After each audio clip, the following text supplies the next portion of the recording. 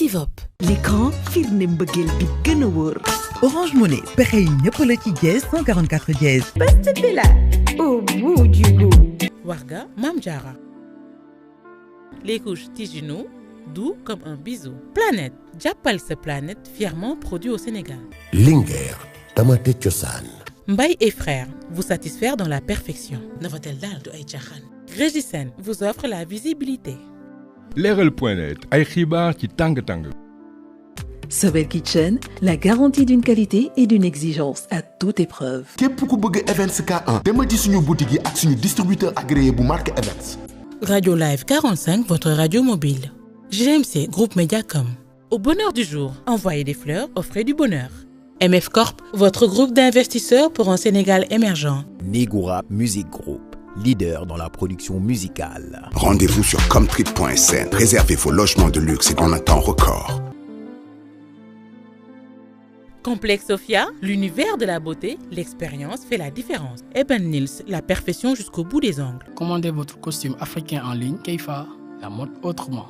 Poté Marichou remercie ses partenaires Tayfour et Vishmoda, Stylena, Eva Fashion, Sowan, Makasso, Zatafa Fashion, Mana Création, Univers des Chics, Sabador Couture, Becha Collection, Akate Pingle, Issera Soul Samb, Lama Couture by Sonia, Iva Mama Boutique, Yudi Wax, Didi Wax, Munana Fashion, Adels Couture, Pinot Fashion, Ouli Cocotte, Neneyaya, Sis Beauty Chic and Glamour, Relief by Maimouna, Glamour Shop by Fa, Chanty Boutique, Finigui, le roi du sur-mesure.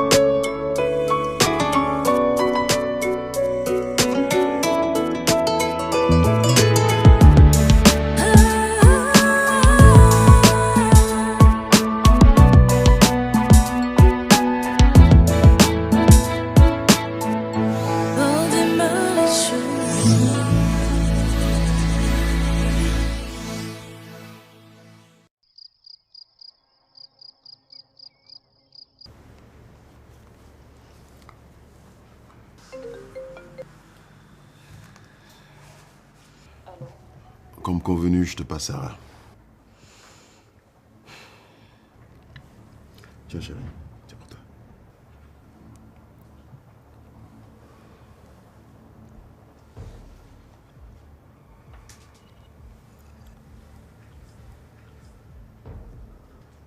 Allô. Sarah, est-ce que tu vas bien? Je vais bien. Je suis toujours en vie. Ton point est tombé à Burkina. Tu n'as pas besoin d'être désagréable, tu sais. Tu es dans de bonnes conditions.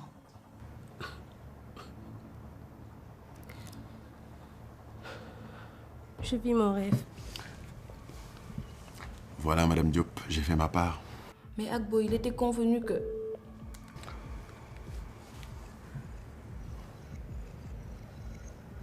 Est-ce qu'au moins on a pu le localiser? Pas exactement. Mais je sais endroit bi fan la. C'est déjà là. Alors, écoute, je m'en occupe.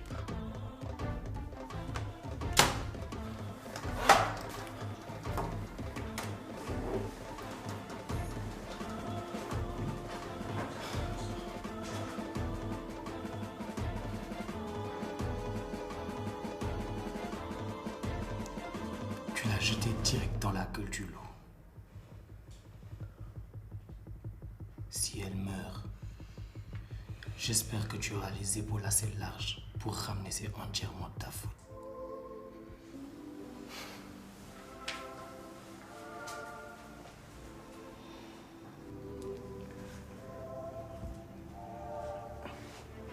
Nous nous sommes mariés pour le meilleur et pour le pire, chérie.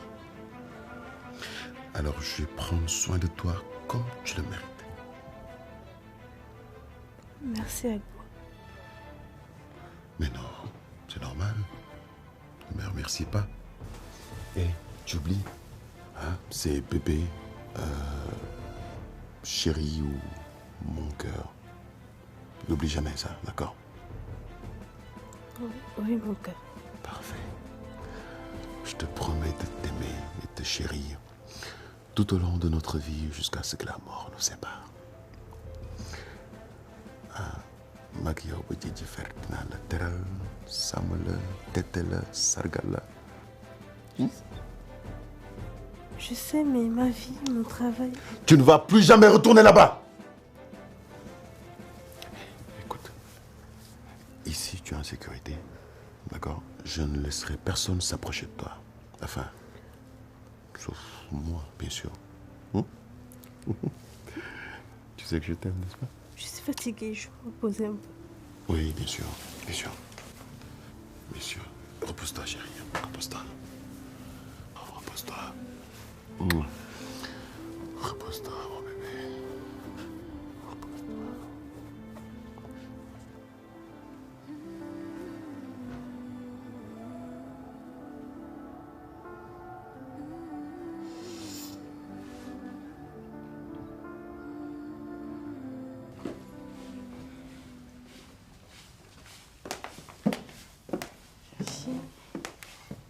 La journée a été trop chargée.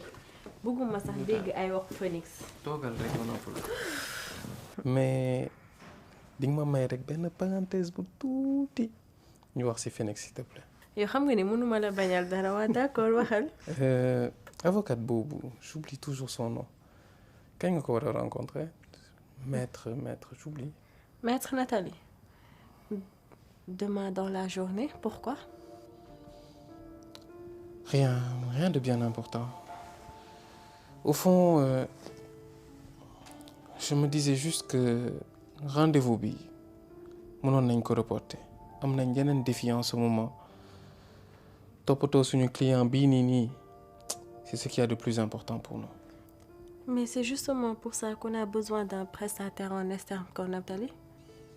Je comprends, hein. Dinañu permettre ñu organiser en même temps. Li nga wax yëpp dëgg la. Mais à mon avis daal c'est même plus le mari qui te parle.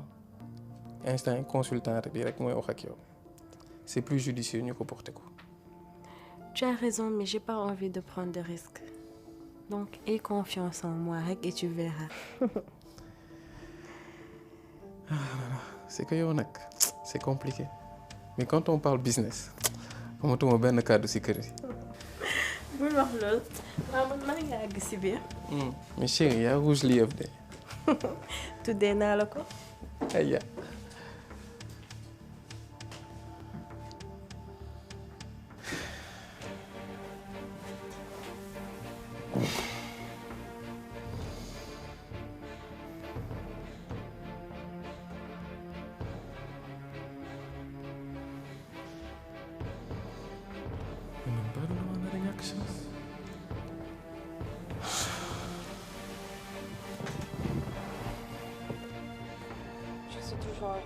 Ton point est tombé à bout.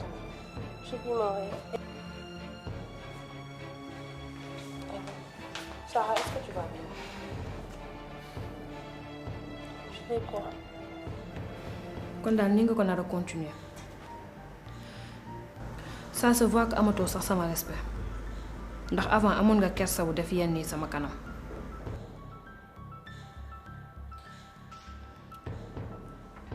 waaye baax na. Je suis toujours en vie. Ton point est tombé à bout. Je vis mon rêve. Et...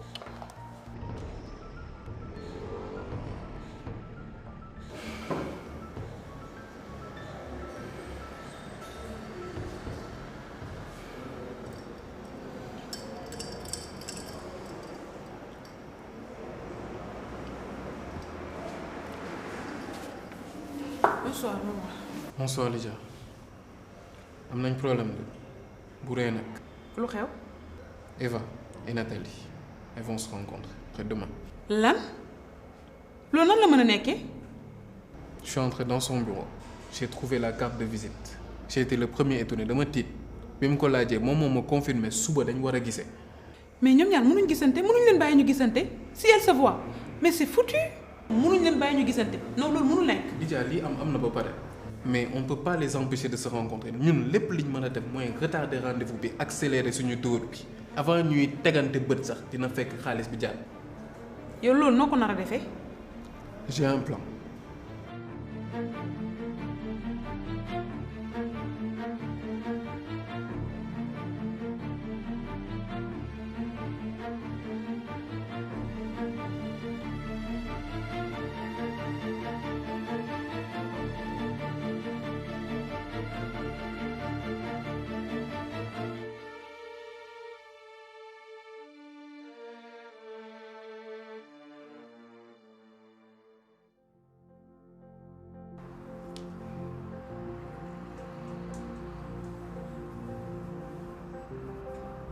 Mais une chose est sûre benn mbindeef laa xamante ne moo dee sama xol te du ci mës a jug et c'est toi.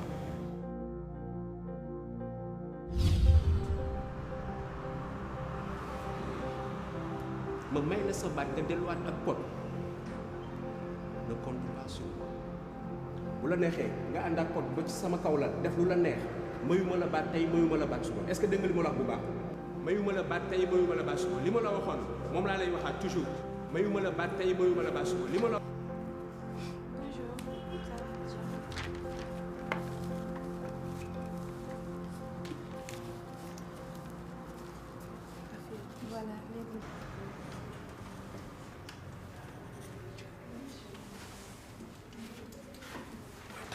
waaye doo gis nga xale bi waaye xale bi moom mooy tere nelaw. waaw dimbali man soo ko ñàkk fay de waaye danga concentré su ma demoon liggéey dara lu baax. waaw da nga ñàkk kersa léegi nag quoi waaye. t'es sûr que dangaa bëgg ma ñëw dëkk sa kër. kon yow yegg seegoo ba léegi. pour man boo ñëwee fii sax danga naan ma boo wàccee ñu àndaale kër ga. pour man déposé nga say bagage bu yàgg de yow yaa gën a xam ne sama kër sa kër la kon jarul ngay tàggoo. loolu yëpp dëgg la t'inquiète pas dinaa ñëw instant yi rangé naa samay bagage ba pare. dina ma neex de. waa léegi nañu wax ci Ali Kalaj bi. c'est que yow yaa bëri ay cas non mais sa vie mën nañ ci def film waa lan moo xewati. na bu Alaaji ci boppam laa ñaan baat mu ne duma ko may tey duma ko may ëllëg pour man sax ay kaf la woon nekkite yow Alaaji dafa sérieux en plus man damay ragal sax mu téye ma ci sëy bi. téye ci sëy boobu dafa laa mën a téye ci sëy bi lii dañ koy wax sama yaay gis nga bu si jógee mu neex ko mu naq daf lay may sa baat par force en plus. Nab fi mu ne nii bëggatuma ci dugal sax taalay laa dama koy sax ruus. mais soo ko waxul kan nga koy wax sa yaay la di kan nga koy wax keneen ma ne la bàyyi ko moom dina ko gérer. de toute façon j'ai pas le choix. waa papa Univers V12 plus bi moom rafet na de. Ouais, c'est très beau et c'est pour toi mais nag foog ñu teg ay règlement yu leer nañ à partir de 22h téléphone bi day fay. ah. Il y a pas de du pour foo pour jàng la. Il y a toutes les applications dont tu auras besoin pour ces cours, pour enregistrer ay mémos, il y a tout. D'accord? Voilà. Merci. En plus, dafa rafet sama loxo sax. Oh papa, franchement, j'ai adoré la journée d'hier avec bébé Kader et Eva. Ouais, c'est vrai que dañuy xumbal kër gi Tu sais, Tata Marichou devrait les emmener plus souvent. Voilà, t'inquiète pas pour ça. Putain, maa ngi négocier nank ak cette Tata Marichou pour mu leen di indi un peu plus souvent. Ah, gis naa loolu. Tey da nga xaritoo ak Tata Marichou de. Ouais, mais dañoo mës a jubóo hein. On a toujours été amis. Mais moi, je parle pas de ça. Tu parles de quoi? Est-ce qu'elle va redevenir ma tante? Mia, xale nga dégg nga xale di lijjanti yi fu xale bàyyi di lijjanti say mbootu bàyyi. D'accord? Mais papa, man lépp lu ma wax nga ne xale laa. Parce que maintenant tu as l'Univers V12 plus moo tax nga jàpp ne doo xale. Xale nga. Ndékki la aca.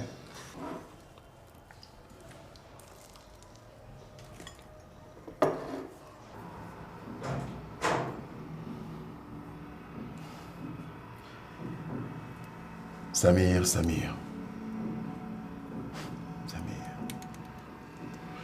J'ai des projets pour toi. De quel projet il s'agit? Une grosse somme d'argent. Pour toi. De quoi te faire vivre toi et ta descendance en te ralliant avec moi. ba léegi waxuma de quoi il s'agit. Quelques petits billets de banque. Tout joli. À écouler sur le marché. Faux billets. La prochaine fois que tu t'exclameras ainsi, en utilisant ces mots, tu le paieras ta vie. Oh, vas-y. Très bien. Si tu acceptes, je ferai de toi mon bras droit. Inutile de te rappeler que la discrétion est l'une des règles d'or. Comment cela va-t-il se faire? Très bien, bonne question. Je sais que vous détenez des dossiers compromettants sur des gens puissants dans ce pays. Dossier là sort là. J'ai ma manière à moi de générer beaucoup d'argent. Avec ça. Écoute, donne-moi quelques semaines que je puisse réfléchir là-dessus. La réponse est maintenant.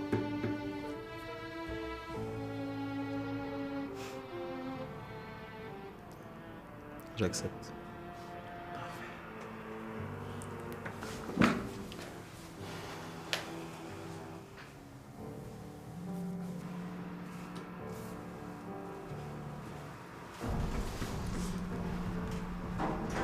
Samir.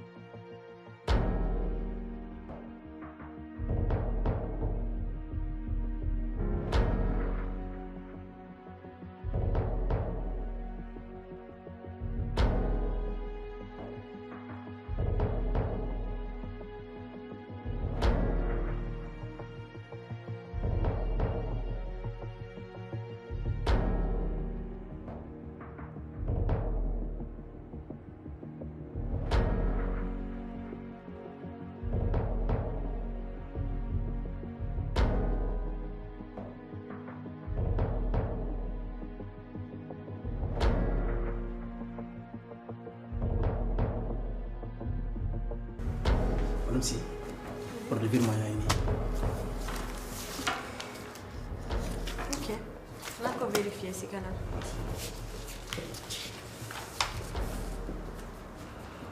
Eva dama la soxla woon.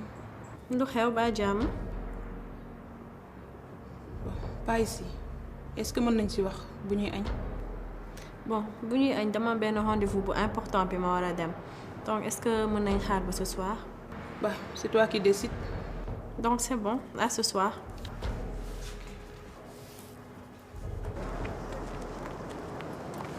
Bonjour, salam alaikum. Ça va, na nga def? Alors, grand, est-ce que xamuloo fi gain bi par hasard? Non, kii xamee ma ko mosuma ko gis. Merci. Merci.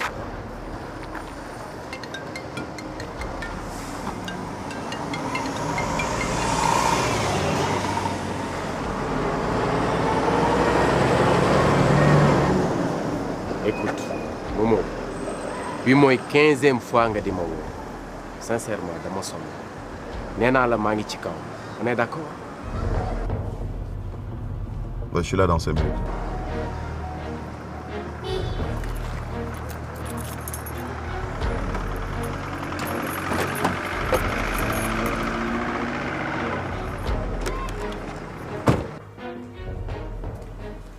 C'est mort. Plan B. Chérie, on vient de finir les visuels. Mais chou, liggéey bi rafet na trop. Je sais pas ce que je ferais sans toi. Bon boulot.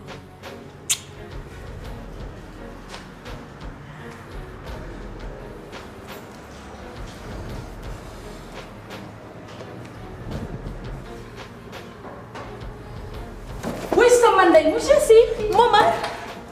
Maman. Qu'est-ce qui se passe? Maman. Oui, ça m'a dit. Yaay Chef.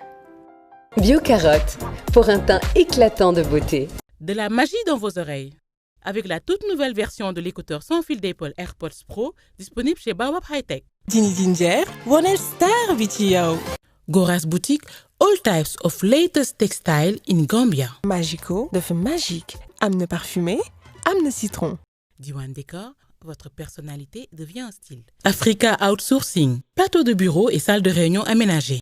Vos actrices préférées sont habillées par Versailles. Welma, le prix s'oublie, la qualité reste. Welma Boutique. 6.9, la marque de l'élégance. Soft Skin, bien dans sa peau, bien dans sa vie. Oui, chauffeur,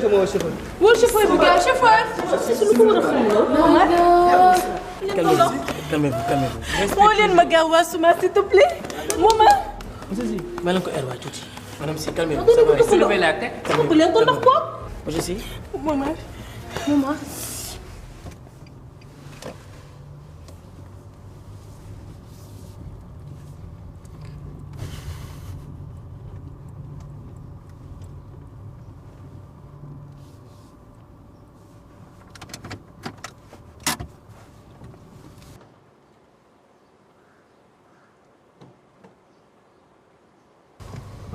Très bien. Alors tout est mis en place pour que le plan soit exécuté. Il me reste juste qu'à rencontrer les gars pour finaliser. Agbo, lolo mënul nek.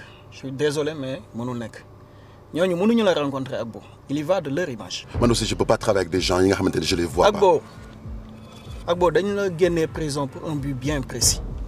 Ñun li ñu bëgg niñ ko bëggee noonu nga koy defee. Et c'est comme ça. C'est à prendre ou à laisser. C'est à prendre ou à laisser. Bien sûr.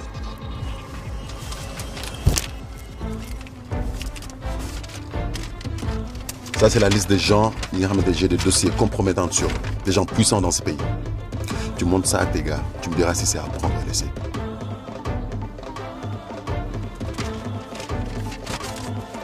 Agbo, je te reviens.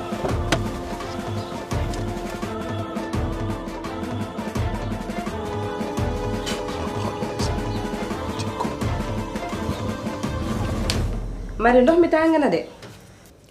tàng na waaw xaaral ma.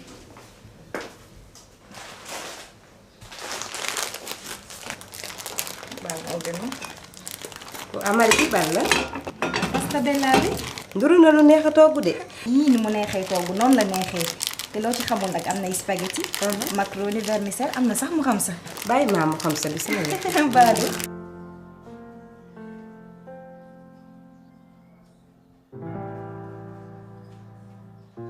Voici un exemplaire pour le plan d'action que je vais vous donner. Vous pouvez consulter, hein? Après vous me dites. Mais je pense que ça va convenir.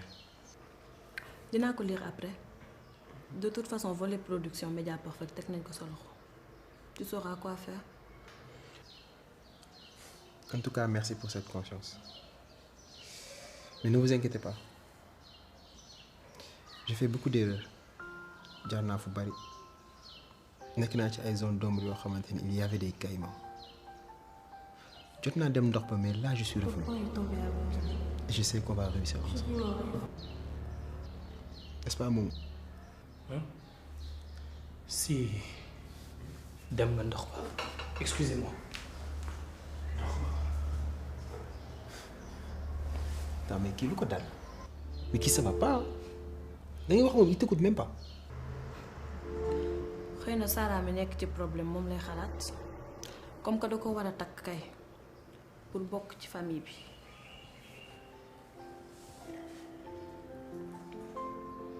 Pod su fekkee moom sa rakk la et tu n'as pas envie mu jaar fi nga jaar danga koy yedd.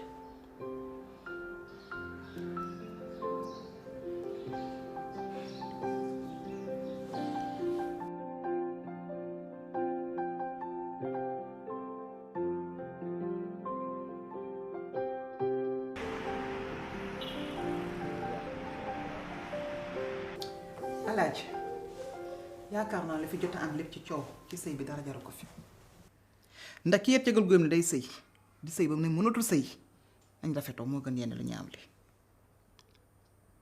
xam nga bu baax li ma la wax magum jëmm nga nag kii mën du sëy nee na sëyatul libéré ko mag balaa ñu nekk ci ñaawoo sëy bi jeex tàkk nga may ko baatam mu rafet de. ma ne tasuma tey tasuma ëllëg. waaye yow nit nga yow sëy bi ndax tey force bu ma woo ci li ma mëne xam nga kii sëy nii na mënatul danga koy fase ci nii baa nga fase ko ci naa bu ma lekk loo sama bañ dégg nga baax li ma la yaa gën a xam ni l'islam wax ci ko mën ak ko mënatul te seen sëy dafa war a neex neexut boo dawul duma la ci dawal saala yaa ndeer ndax li baa jàmm la say farfos. mais Alaaji soxna si lu mu wax dëgg la mbëggeel amatu fi man de personnellement si ça dépendait que de moi ah sëy bi du ma ci toggati Marichou est-ce que c'est vraiment ce que toi tu veux faire.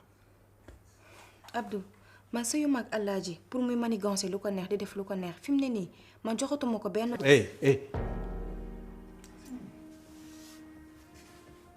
Alaaji nga baal ma fii sa kër la yow yaa fi am dogal comme ni ko waxee sànq mbëggeel su fi amatul ah ñu tas sëy bi moo gën.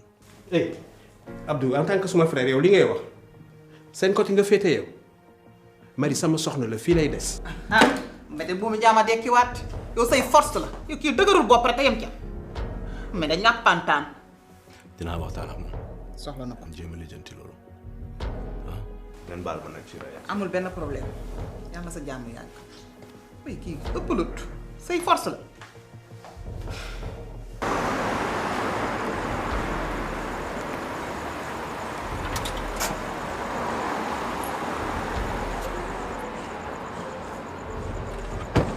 J'ai passé mon temps à écouter cet appel. Je suis sûr que Sarah am na lu mu ñu bëggoon wax fii déglu. Je suis toujours en vie. Pourquoi est tombé à l'autre? J'ai plus mon rêve. 6-9. lan mooy 6-9. Sarah dafa utiliser benn méthode bu tudd 6-9 ñun bu ñu nekkee en mission dañuy utiliser méthode bii moo tudd 6-9 bu fekkee da nga nekk ak nit te bëgguloo mu xam lan ngay wax li ngay utiliser Momo Sarah lan moo yàgg a nekk ay rêvam. Je sais pas gars yow yaa ma njëkk xam Sarah yow war nga ko xam. non lii mënuma ko wax man yow rek la ko mën a wax parce que yéen ñaar yéen a seq mbëggeel il faut nga xalaat nga wax ma.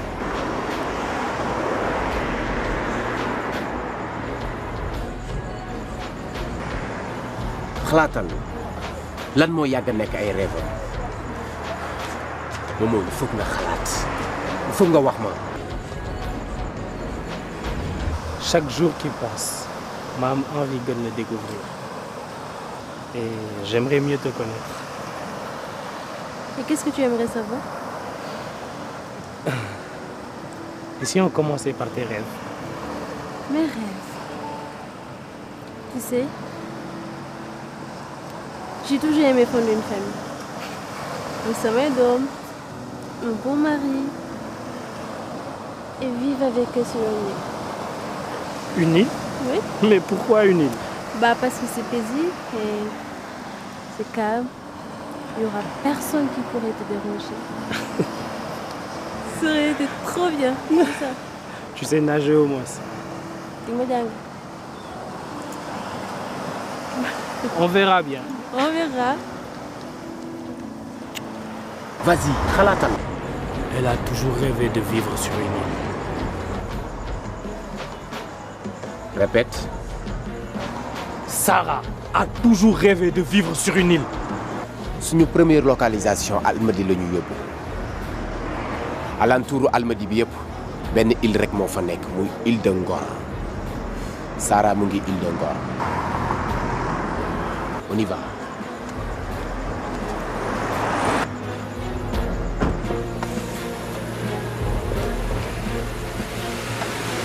sa litt yi laa bëggatul gis sa bopp bi.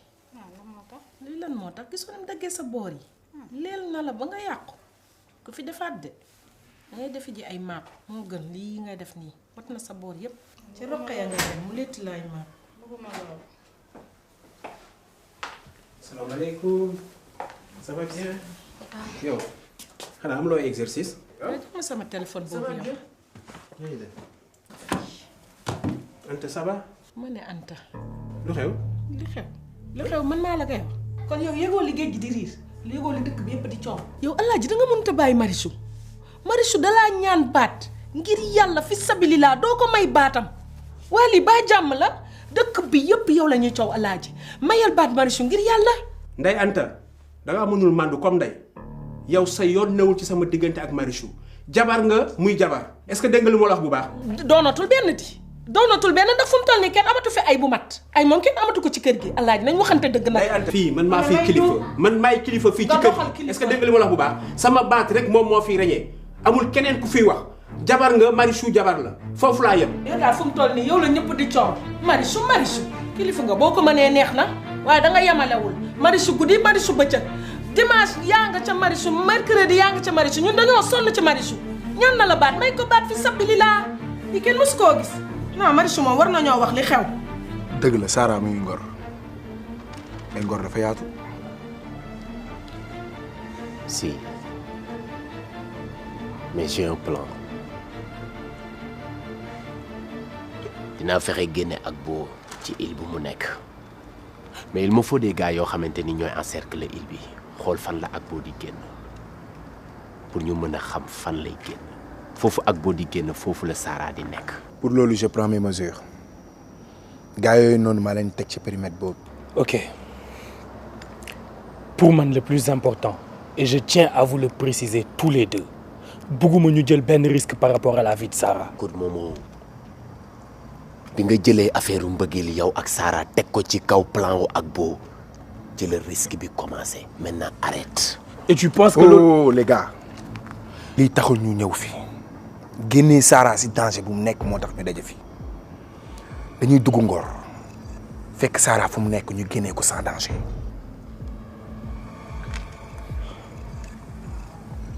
ok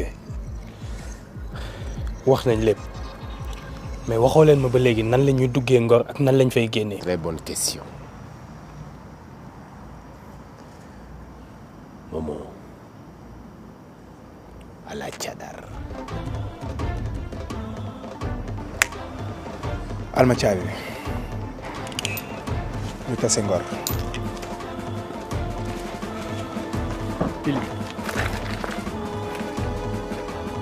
Depuis bi nga ñëwee ba tey tu ne cesses de me répéter le plan d'Agbo.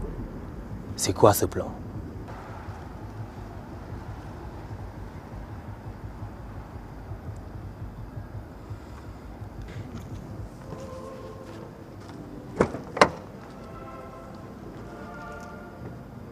Agbo ay homme politique yu am doole ñoo ko génne prison ngir mu mën a tasaare seen xaalis bu salte bi ñu yor xam nga ne ñu ngi ci CFA ci école lañ jëm ci diggante boobu la ñu bëgg a profité def seen jëf ju bon ji ñu bëgg a def te loolu bis buñ ko réussir day nasaxal koom-koomu réew mi loolu laa la mën a wax pour le moment.